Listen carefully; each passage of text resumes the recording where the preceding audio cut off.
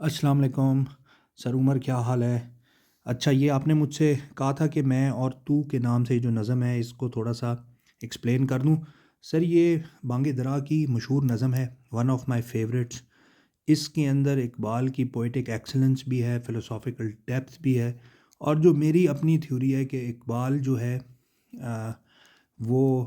Inspired ہے قرآن سے، یعنی جو اقبال کا جتنا بھی کلام ہے وہ قرآنک انسپریشن ہے. اور اس کے اندر آپ کو جو جو جس قسم کا بھی میسج ملتا ہے وہ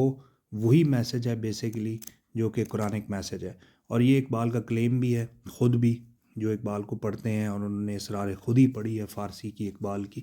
خیر یہ ایک لمبی بحث ہے. اب ہم اس پوئم میں دیکھتے ہیں کہ کیا وہ کلیم صحیح ہے یا غلط ہے، کیونکہ لوگ اکثر سرسری ورڈز پر جاتے ہیں اور جب اس کا فلسفہ اور فلسافیکل ڈیپتھ کو نہیں سمجھتے تو وہ اس بات تک نہیں پہنچ سکتے. اب یہ جو نظم ہے سر، اس میں اور تو میں تقریباً 9 اشعار ہیں. اس کو اگر ہم ڈیوائیڈ کریں نا تو ہم اس کو 2 پورشنز میں ڈیوائیڈ کر سکتے ہیں. ایک وہ پورشن ہے جس میں وہ میں اور تو یعنی اپنا، اور دوسرا جس کو مخاطب ہے اس سے، یعنی اگر آپ کلیکٹیولی کہہ لیں ہم سب، میں اور تو مل کر ہم سب بن جاتے ہیں. تو ہم سب کا کیا حال ہے وہ ہمیں بتانے کی یا ایکسپریس کرنے کی ضرورت نہیں ہے. جو 100 سال پہلے تھا جب اقبال زندہ تھا، اب جو ہے کلیکٹیولی مسلمانوں کا حال کچھ بہتر نہیں ہوا کسی بھی طرح سے، بلکہ میں تو یہ کہوں گا کہ اور خراب ہو گیا. تو آل دا مور ریزن اقبال مور ریلیونٹ ہے آج جتنا پہلے تھا. جو اس کے آپ کہہ لیں پہلے 2 سے 3 اشعار ہیں، اس کے اندر وہی حال کی ڈسکرپشن ہے مسلمانوں کے. پھر جو اقبال کا خاصہ ہے کہ وہ خالی ڈس اپوائنٹمنٹ کے اوپر اینڈ نہیں کرتا، وہ صرف تنقید کے اوپر اینڈ نہیں کرتا، وہ اس تنقید میں سے بھی پازیٹیوٹی نکالتا ہے اور اس پازیٹیوٹی کو لے کر سلوشن بھی بتاتا ہے. وہ اینڈ تک لے کے جاتا ہے، یعنی کہ صرف پیسمسٹک اپروچ نہیں ہے، وہ پیسمزم میں سے آپٹمزم نکالے گا اور آپٹمزم میں سے وہ رستہ آپ کو نکال کے دے گا جو کہ قرآن ایک رستہ ہے صراط مستقیم کا. اب یہ 9 اشعار ہیں، کیا اس کے اندر وہ رستہ دکھاتا ہے، کیا وہ کہتا ہے؟ اب ہم اس کو ایکسپلین کرتے ہیں. ہاں جی، وہ کہتے ہیں نہ سلیقہ مجھ میں کلیم کا، نہ کرینہ تجھ میں خلیل کا. یعنی میرے اندر کلیم کا سلیقہ نہیں ہے، کلیم حضرت موسیٰ علیہ السلام کا لقب ہے، اور تیرے میں خلیل یعنی حضرت ابراہیم علیہ السلام کا جو لقب ہے ان کا کرینہ نہیں ہے. میں ہلاک جادوئے سامری، یعنی جب حضرت موسیٰ علیہ السلام کوہ طور پہ گئے اور پیچھے سے سامری نے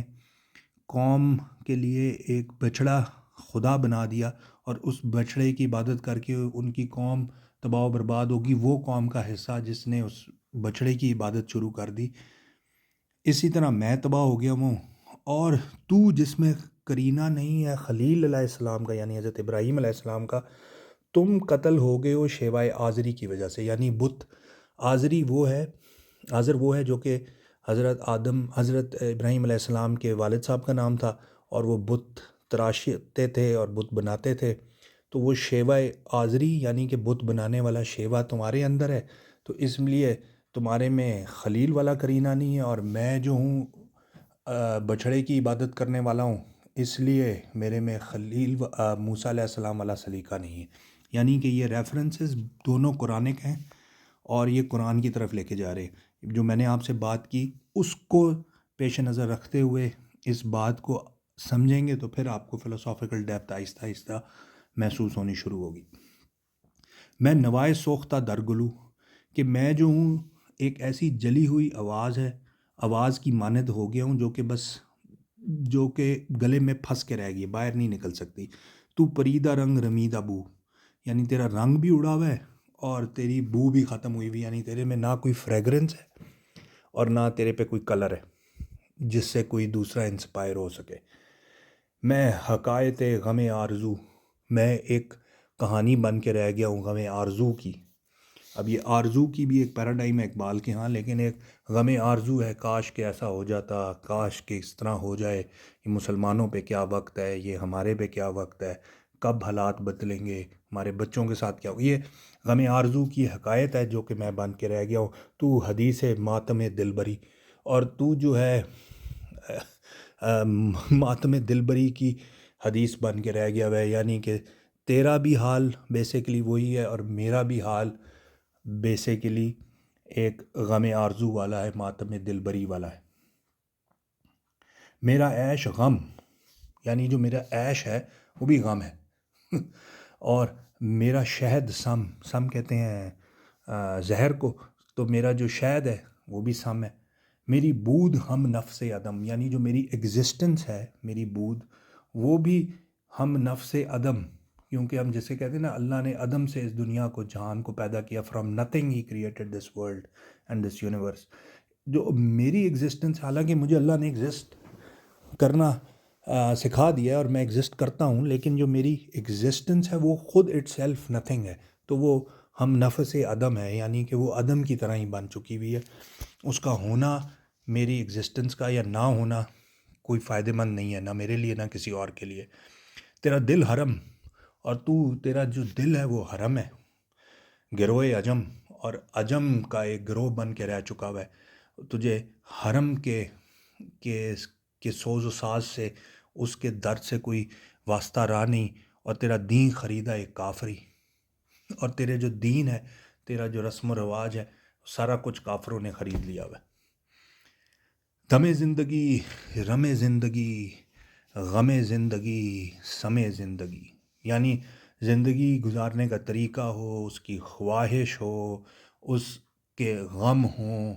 یا وہ جو زہر ہے جس کا دن رات ہم زہر کا پیالہ پیتے ہیں، وہ کڑوے گھونٹ پیتے ہیں، یار یہ بھی برداشت کر لو، وہ بھی کر لو زندگی کی خاطر۔ تو یہاں سے اب اقبال کا وہ پیراڈائم شفٹ کرے گا آپ کا، وہ کہے گا کہ یہ تمام چیزیں ہیں، بیسیکلی بالکل ہیں، مسلمانوں میں 100 سال پہلے بھی تھیں جب وہ فزیکل سلیو تھے برٹشرز کے، اور آج بھی ہیں جب کہ وہ سائیکولوجیکلی یا کہہ لیں مینٹل سلیوز ہیں اس نو آبادیاتی نظام کے، اس کیپٹلزم کے، اس نیو ورلڈ آرڈر کے، اس سرمایہ داری نظام کے جو اس وقت دنیا میں نافذ ہے۔ تو وہ یہ کہہ رہا ہے کہ غم رم نہ کر، کہ اگر یہ تیرے پاس سب تکلیفات تجھ پہ ہیں بھی تو غم رم نہ کر، سمے غم نہ کھا، تجھے کسی قسم کا غم نہیں ہونا چاہیے، اور تجھے کسی قسم کا غم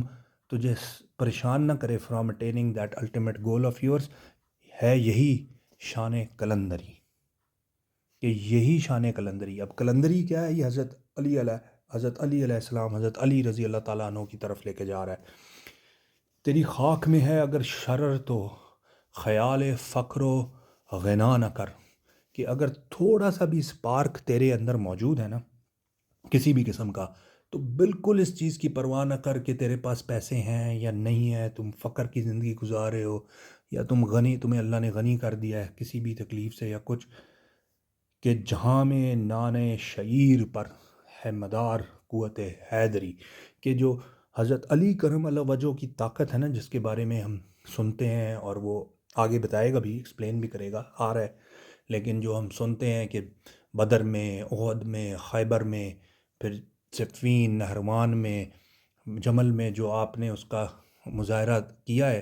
فزیکل پاور آپ کی، اور خیبر میں خاص طور پہ جب آپ نے در خیبر کو اکھاڑا ہے اپنے ایک ہاتھ سے، جس کے بارے میں حدیث میں آتا ہے کہ وہ روایات میں کہ وہ بعد میں تقریباً 19-20 صحابہ مل کے اس دروازے کو نہیں ہٹا سکے۔ تو وہ جو طاقت ہے نا، وہ کوئی فینسی فوڈ یا ایگزوٹک فوڈ کھانے سے نہیں آتی، وہ نان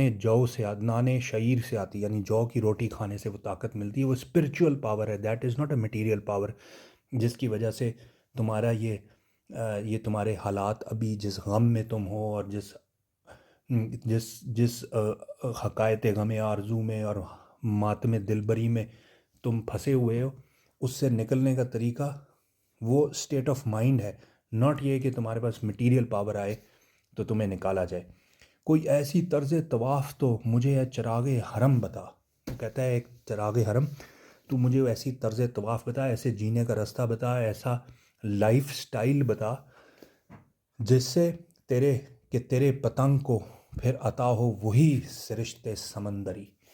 ابھی یہاں پہ نا لوگوں سے بہت غلطی ہوئی بھی ہے، اور وہ اس کو سرشت سمندری کو نا سی یا اوشن کے طور پر لیتے ہیں، اور وہ کہتے ہیں کہ جی اتنی وسعت پیدا ہو جائے اس کی، یہ جو سمندری ہے نا، یہ سمندری اوشن والا سمندر نہیں ہے، یہ ایک میتھولوجیکل انسیکٹ ہے جو کہ شاعری میں پایا جاتا ہے، اور اس کے بارے میں جس طرح گریک میتھولوجی میں بہت سی متس تھیں، اس طرح یہ پوئٹک میتھولوجی ہے اسپیسیفکلی، کہ ایک سمندر ایک ایسا انسیکٹ ہے جو کہ فلیم کے اندر پیدا ہوتا ہے، اور وہ فلیم کے اندر ہی رہتا ہے، اور وہ جیسے ہی فلیم بجھتا ہے تو وہ بھی ختم ہو جاتا ہے، مر جاتا ہے، اور اس کی لائف تب تک ہے جب تک آگ جل رہی ہے، اور اسی لیے وہ آگ کے اندر جائے کون اور اس کو دیکھے کون؟ وہ جب بھی نکلنے کی باہر کوشش کرے گا تو وہ جل کر ویسے ہی جل رہا ہوتا ہے، اور جیسے ہی اس کی آگ ختم ہوتی ہے تو وہ مر جاتا ہے، یعنی اس کی لائف کے لیے جلنا امپورٹنٹ ہے۔ اور وہ جو فلیم کے اندر سے سپارکس نکلتے ہیں وہ سمندر ہوتا ہے جو جل رہا ہوتا ہے، یہ وہ انسیکٹ ہے، میتھولوجیکل انسیکٹ جس کو کہہ لیں خیالی۔ اب وہ کہہ رہا ہے کہ کوئی ایسی طرز طواف بتا مجھے اے چراغ حرم، کہ تیرا جو پتنگا ہے، جو موت ہے تیرے ارد گرد جو گھوم رہا ہے، طواف کر رہا ہے تیرا،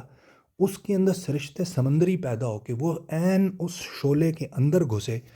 جس کے ارد گرد وہ گھوم رہا ہے، یعنی شعلے تک پہنچنا، آگ کے کا طواف کرنا،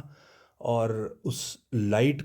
کے نور کا طواف کرنا مقصد نہیں ہے، اس کے عین اندر جانا، جسے کہتے ہیں نا آئی آف دا اسٹارم کے اندر جانا، وہ ضروری ہے۔ اور وہ آئی آف دا اسٹارم کیا بھی آتا ہے اس پہ، گلا جفائے وفا نما کہ حرم کو اہل حرم سے ہے۔ واہ! کہتا ہے کہ ایک جفائے وفا نما، یعنی اتنا بڑا جو گلہ ہے حرم کو اہل حرم سے، وہ کیا ہے؟ وہ ایک وفا نما، جو جو اہل حرم نے ایک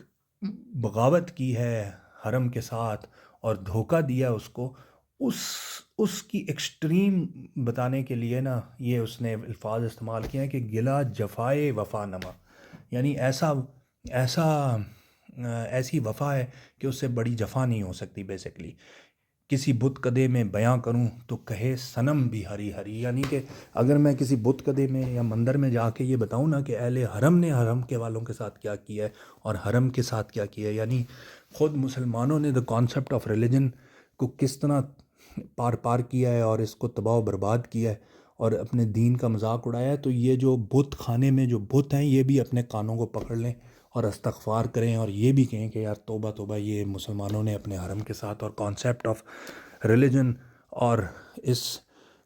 گریٹ میسج آف اسلام کے ساتھ کیا ہے۔ نہ ستیزہ گائے جہاں نہیں، اب وہ آتا ہے اصل میسج پہ، حضرت علی کرم اللہ وجہ پہ اینڈ کرے گا کہ جی نہ ستیزہ گائے جہاں نہیں، یہ ستیزہ گاہ یعنی مقابلہ کرنے والا میدان جو ہوتا ہے، وہ نہ وہ نیا ہے، نہ حریف پنجہ فگن نے، یعنی وہ ایسے ریسلرز جو کہ ایک دوسرے کے ہاتھ میں ہاتھ ڈال کے لڑائی کر رہے ہوتے ہیں، کہتے ہیں وہ بھی نہیں ہے، وہ بھی قدیم ہے، یہ جو ستیزہ گاہ یعنی جو مارکا ہونا ہے حق و باطل کا، وہ بھی پرانا ہے، اور جو اس کے ریسلرز انفیکٹ وہ بھی پرانے ہیں۔ وہی فطرت اسد اللہ حضرت علی علیہ السلام کا لقب، کہ وہی فطرت ہے اسد اللہ کی بھی، وہی مرحبی وہی انتری۔ اب یہ مرحبی کون ہے، اسد اللہ کی فطرت کون ہے، کیا ہے؟ اس کے لیے میں آپ کو صرف اشارتاً بتا دیتا ہوں کہ خیبر کا جو مشہور غزوہ ہوا تو اس میں حضرت علی کے ہاتھ پر فتح ہوئی، اور یہ صحیح مسلم کی حدیث نمبر 4678 سلسلہ احادیث میں بھی ہے، مسند احمد میں بھی ہے، اور سیرت نبی کی کتب کے اندر بھی جگہ جگہ آپ کو یہ بات ملے گی کہ جب خیبر فتح نہیں ہو رہا تھا اور حضرت علی کو آپ صلی اللہ علیہ وسلم نے کہا کہ میں ایک ایسے بندے کو علم دوں گا جس سے اللہ اور اللہ کے رسول پیار کرتے ہیں اور وہ اللہ اور اللہ کے رسول سے پیار کرتا ہے، اور اگلے دن حضرت علی علیہ السلام کو جب بلایا گیا ان کو خیبر کے لیے، آپ صلی اللہ علیہ وآلہ وسلم نے علم دیا تو ان کی آنکھوں میں تکلیف تھی، اس پہ اپنا لعاب دہن